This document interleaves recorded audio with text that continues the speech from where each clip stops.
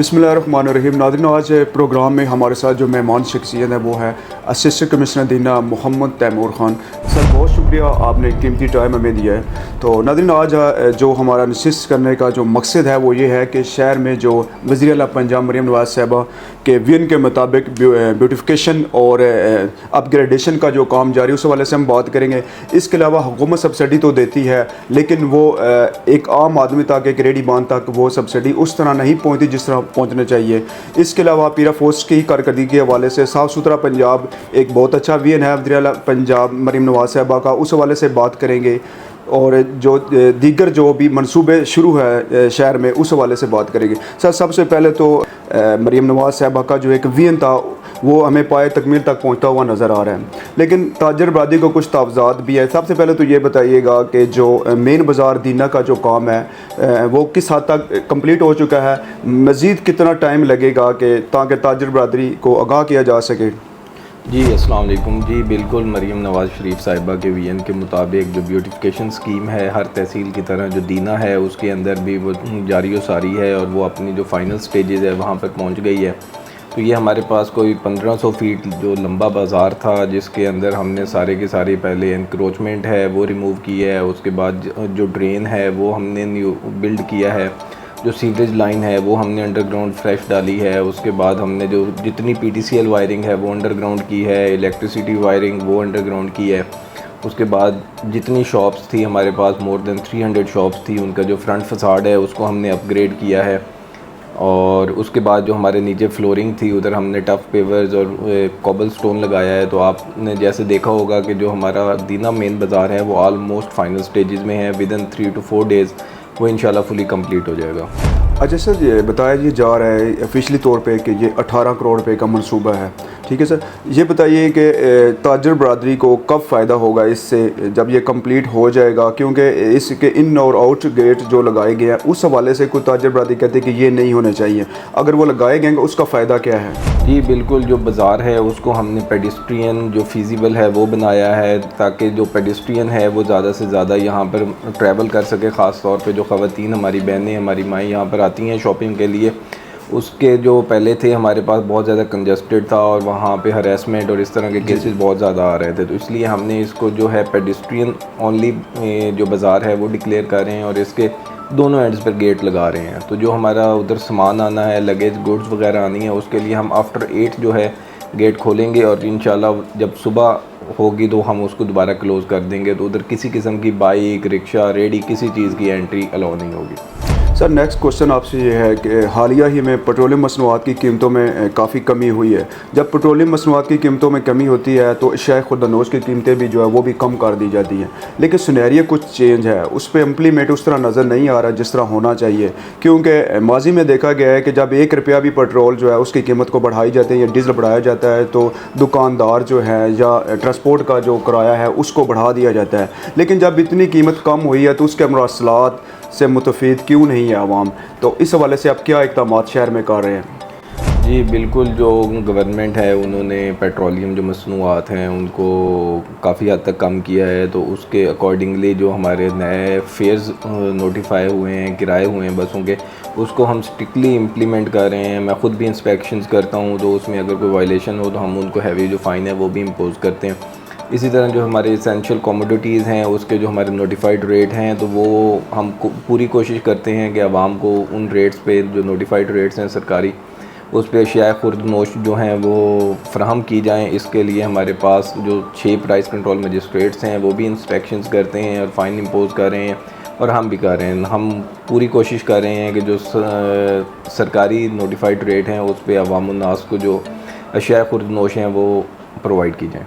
Sir, देखा गया है कि माशाल्लाह आप बहुत ही मुतहर्रिक हैं कि कई जगहों पे हमने देखा है कि आप जुर्माने करते हुए नज़र आए हैं। LPG गैस सिलेंडर की बात करते हैं क्योंकि एक बहुत बड़ा एक इशू बना हुआ है, गवर्नमेंट का जो रेट है वो उस पर इम्प्लीमेंट नहीं हो रहा। ये लोग आप जुर्माने भी करते हैं, बाज़ का देखा गया कि आपने काफ़ी शॉप्स जो है वो सील भी की है। जब आप लोग चले जाते हैं तो बाद में वही उसी रूटीन पर आ जाते हैं। तो इसके लिए कोई कड़ा सा एक्शन होगा या इसी तरह ये चीज़ चलती रहेगी? हम जो फर्स्ट फेज़ है उसके अंदर हम इनको वार्निंग देते हैं, फिर उसके बाद हमने हैवी फाइन्स भी इम्पोज़ किए हैं, सीलिंग भी की है। तो उसके अलावा जो लोग फिर भी बाज नहीं आए और वो ओवर चार्जिंग कर रहे हैं तो उन पे हम एफआईआर और जो बाकी लीगल पर्सपेक्टिव्स हैं उनको हम उनकी तरफ जा रहे हैं। सर दूसरे नंबर पे ये भी बताइएगा कि साफ़ सुथरा पंजाब बहुत अच्छा है कि भी है मरीम नवाज़ साहिबा वज़ीर आला पंजाब का, तो देखा गया है कि सड़कों और चौराहों पे तो बहुत वो लोग एक्टिव नज़र आ रहे हैं। गाब आप लोग भी वहाँ पे इंस्पेक्शन विज़िट भी होता है, आपका टीएमओ है उनका भी होता है, लेकिन कुछ कायात जो है ना वो गली मोहल्लों की होती है कि वहाँ पर उस तरह इम्प्लीमेंट नहीं हो रहा, उस तरह मसाले सफाई नहीं है जिस तरह मेन जगहों पे है, मेन बाज़ार है, जहाँ मंगला रोड है, रेलवे रोड है, जीटी रोड पे माशाल्लाह बहुत ज़बरदस्त काम हो रहा है, हम अप्रिशिएट भी करते हैं। लेकिन थोड़ा सा ये भी एक थोड़ा सा इशू आ रहा है, क्या इस हवाले से भी आपने इनके साथ कोई मीटिंग वगैरह की? जी बिल्कुल, सुथरा पंजाब मरीम नवाज़ साहिबा का जो है बड़ा एक विजनरी प्रोजेक्ट है। उसके तहत तमाम रूरल और जो हमारे अर्बन सेंटर्स हैं उन पर जो इक्वली सफाई का निज़ाम है वो नाफिज किया गया है। तो उसमें हमारी कोशिश होती है कि डेली टू डेली जो डोर टू डोर बेसिस हैं वो भी एक्टिविटी हम परफॉर्म कर रहे हैं। माइक्रो प्लान हमारे डेवलप हुए हैं, उनको हम फॉलो भी कर रहे हैं, मेन रोड्स को भी कर रहे हैं। तो उसमें हमारा कुछ सिटीज़न्स से हमारी रिक्वेस्ट है कि जो हमारी जहाँ पे डस्टबिन्स और जो हमारे नॉमिनेटेड प्लेसेस हैं वहाँ पर वो गारबेज को डंप किया करें। और सेकेंडली हमारी जो सुथरा पंजाब की कंप्लेन साइट्स हैं, नंबर्स हैं वो अवेलेबल हैं, वहाँ पे कंप्लेन की जा सकती है। सुथरा पंजाब की ऐप है उस पर कंप्लेन की जा सकती है। हमारा असिस्टेंट कमिश्नर ऑफिस में कंट्रोल रूम अवेलेबल है, वहाँ पे कंप्लेन की जा सकती है। अगर किसी गली मोहल्ले में कोई सफाई का इशू हो तो वो हमसे रब्ता कर सकते हैं। सर गवर्नमेंट की जानब से मैंने पहले बर्ज़ किया कि सब्सिडी दी जाती है लेकिन आम आवाम तक उसके वो मुनासात बिल्कुल समराज में वो नहीं पहुँचते हैं। उसमें एक बहुत बड़ा सवालिया निशान है जो माफिया लोग हैं ना, ठीक है, ग्राम फरोश जो है एक माफिया रुकावट बन जाता है। आप लोग इम्प्लीमेंट कराने में दिन रात हमने देखा है कि कभी गला मंडी में आप लोग जा रहे हैं, कभी आप सब्ज़ी मंडी में जा रहे हैं, शॉप टू शॉप जा रहे हैं, उन लोगों को जुर्माने भी कर रहे हैं, उन लोगों को अवेयरनेस भी दे रहे हैं, लेकिन इसके बावजूद भी ये लोग बाज नहीं आ रहे। माफिया गवर्नमेंट के जो नोटिफिकेशन होते हैं उसको बिल्कुल नज़रअंदाज कर उसको रद्द कर रहे हैं। तो इसके लिए भी कोई नया लाहेअमल है आपके पास? जी बिल्कुल, जो हमारे पास हम पूरी कोशिश कर रहे हैं कि जो गवर्नमेंट के नोटिफाइड रेट हैं उसी पर आवाम को जो इसेंशियल कमोडिटीज़ हैं वो अवेलेबल हों। तो इस केस में अगर कोई हमारे पास परसिस्टेंट वायलेटर है और वो ओवर चार्जिंग और ये ऐसे काम कर रहे हैं तो उसके लिए हम जो आगे जो थोड़े स्ट्रिक्ट लीगल हमारे पास ऑप्शंस हैं हम उनकी तरफ जा रहे हैं। एफआईआर करवाना, अरेस्ट एंड हैवी फाइन्स। तो इंशाल्लाह ये जो गवर्नमेंट का नोटिफाइड रेट है उस पर इसेंशियल जो कमोडिटीज़ हैं वो अवेलेबल होंगी शहरियों। मतलब कि आप मुकम्मल तौर पर इम्प्लीमेंट करवाएंगे उस पर? जी इंशाल्लाह। सर आगे चलते हैं, पीरा फोर्स की बात करते हैं। बहुत अच्छी फोर्स बनाई गई है, वो भी वज़ीर आला का एक अच्छा इक़दाम है, लेकिन मंगला रोड और रेलवे रोड पर कुछ इस तरह के इश्यूज़ हैं कि असर के टाइम देखा जाता है कि पीरा फोर्स वहाँ पे हमें पेट्रोलिंग करती हुई नज़र आती है, लेकिन दिन के टाइम वहाँ पे पैदल चलना भी मुहाल बन जाता है। तो इस हवाले से भी कोई इक़दाम आप कर रहे हैं? जी बिल्कुल, जो पैरा फोर्स है वो हमारी तहसील के अंदर अभी तक जो एग्जैक्ट उसके नंबर्स ऑफ पर्सनल्स हैं वो नहीं अवेलेबल। हमारे पास सिर्फ 2 सार्जेंट्स हैं एंड 1 आईओ इज़ अवेलेबल। तो हमारी क्योंकि एरिया काफ़ी बड़ा है तो हमारी कोशिश होती है कि हर एरिया पे एक दिन में 1 से 2 बार पेट्रोलिंग ज़रूर हो।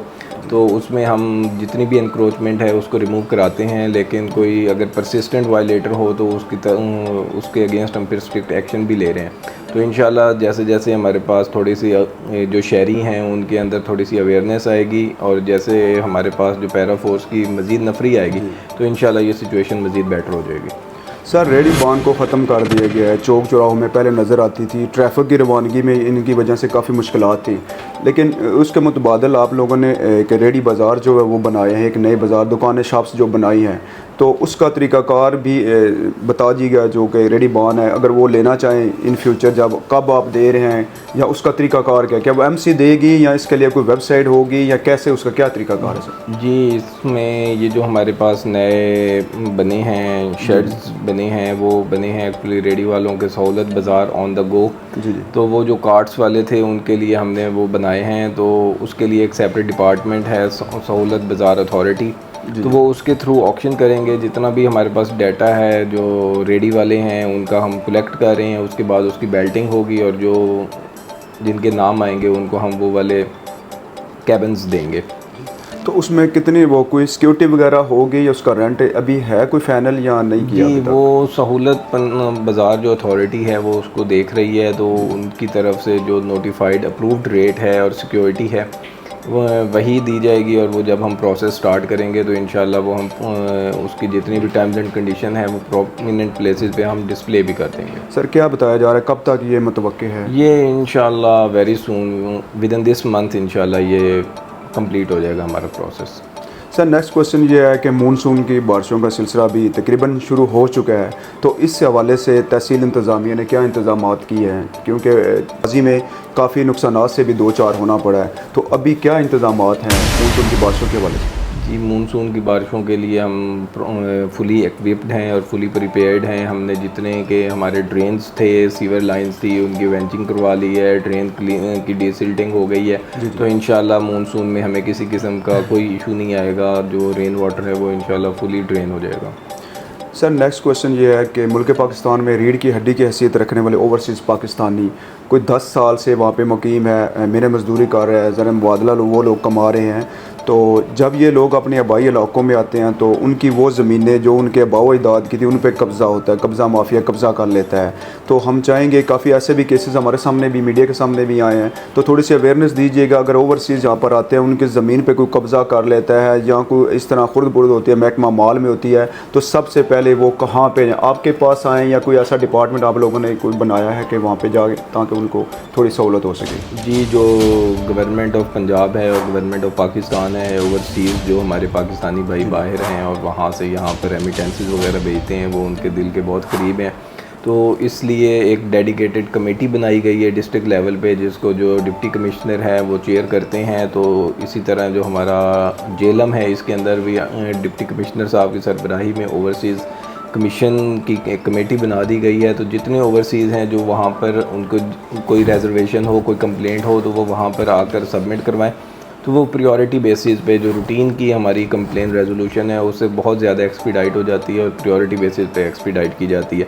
उसके अलावा अगर कोई और भी इशू है तो हमारा ऑफिस अवेलेबल है, हमारे पास आएँ, ऑलवेज़ वेलकम। तो हम उनकी जो इतनी भी तकालीफ़ हैं, कंप्लेंट्स हैं, उनको हम प्रायोरिटी बेसिस पे रिजॉल्व करेंगे। तो आप इसको रेफ़र पैरा फोर्स को करेंगे या ख़ुद इसका हल करवाएंगे? ये तो केस टू केस डिपेंड करता है कि कौन सा केस किस नौइयत का है। कुछ होंगे जो जिन पे डिसीजन कमेटी ने करना है, जो ओवरसीज़ कमीशन बना हुआ है उसने करना है, तो वो हम उधर रेफ़र कर देंगे। जो हमारे लेवल पे होंगे उस पे हम इंशाल्लाह एक्शन लेंगे। सर फील्ड में माशाल्लाह आप बहुत ही मुतहरक नज़र आते हैं। सोशल मीडिया एक ओपन किताब है, अक्सर देखा भी जाता है आपको, हमने ख़ुद भी मीडिया ने भी देखा है, इस चीज़ की कवरेज भी की है कि बहुत ही मुतहरक है। तो मेरा आखिरी सवाल आपसे ये है कि आपके इस दौर में कोई ऐसा मनसूबा जिससे आप दिली तौर पर बहुत खुश हैं कि यार ये मेरे होते हुए ये काम हो गया है? जी जो हमारी मैडम का जो ब्यूटिफिकेशन प्रोजेक्ट है, आई थिंक कि उसको जितना मैडम के दिल के करीब था, तो मैंने पूरी कोशिश की है कि उसको उसकी जो ट्रू एसेंस है उसके साथ कंप्लीट किया जाए। तो इंशाल्लाह आवाम को भी वो पसंद आएगा और इंशाल्लाह जो भी उसको विज़िट करेगा वो उसको पसंद आएगा। सर आखिर में दीना की आवाम को कोई मैसेज देना चाहेंगे? एक तो जो हमारे पास सबसे बड़ा इशू है वो सफाई सुथराई का है, जिसमें सुथरा पंजाब मुतहरक है। हम उनकी मॉनिटरिंग भी कर रहे हैं, सारा कुछ कर रहे हैं। तो उसमें मेरा सिटीज़न से यही रिक्वेस्ट है कि जो हमारी नॉमिनेटेड प्लेसेस हैं, डस्टबिन्स हैं, उसके अंदर जो अपना गार्बेज है उसको डंप किया जाए। सेकेंडली अगर किसी को कोई कंप्लेन है ख़ास तौर पे ओवरसीज़ पाकिस्तानीज़ को, तो मेरा ऑफ़िस हर वक्त अवेलेबल है और हमारी पूरी कोशिश है कि हम उनको हर लेवल पे जितना मैक्सिमम जो है ऑब्लाइज कर सकें और उनकी जो तकालीफ़ हैं, शिकायत हैं, उनको अजाला किया जा सके। सर एक इशू है, वो मैं एक तजवीज़ के तौर पे आपसे एक रिक्वेस्ट करूंगा कि गली मोहल्लों में तहसील दीना के शहर की छोटी छोटी गलियाँ हैं, बाज़ का हमने देखा है कि 3 से 4 फीट की गलियाँ हैं, लेकिन उनमें वापटा की जो तारें हैं, जो केबल्स हैं, ठीक है, वो उनसे काफ़ी हादसा माजी में भी हो चुके हैं। अभी मानसून की बारिशों का सिलसिला भी शुरू होना है, तो इस हवाले से हम आपसे रिक्वेस्ट करेंगे कि वैक्सीन को या किसी को लेटर मुतलका को लिखें, ताकि वो जो वायर हैं, वो जो तारे को गुच्छे वो लटक रहे हैं ना, मासूम बच्चे वहाँ से गुजरते हैं, स्टूडेंट्स गुजरते हैं, बुज़ुर्ग गुजरते हैं, ताकि कोई हादसा ना पेश आ सके। तो इस हवाले से मैं आपसे गुजारिश करूँगा। जी मैं बिल्कुल इससे रिलेटेड जो है अपने एक्सीएन जो हैं और कंसर्न एसडीओज़ हैं उनको लेटर भी लिख देते हैं कि वो अपना सर्वे कंडक्ट कर लें और जो हैंगिंग वायर्स हैं उनको ज़रा ऊपर जाके क्लिपिंग और उसको ज़रा टाइट और थोड़ा सा ऊंचा कर दें।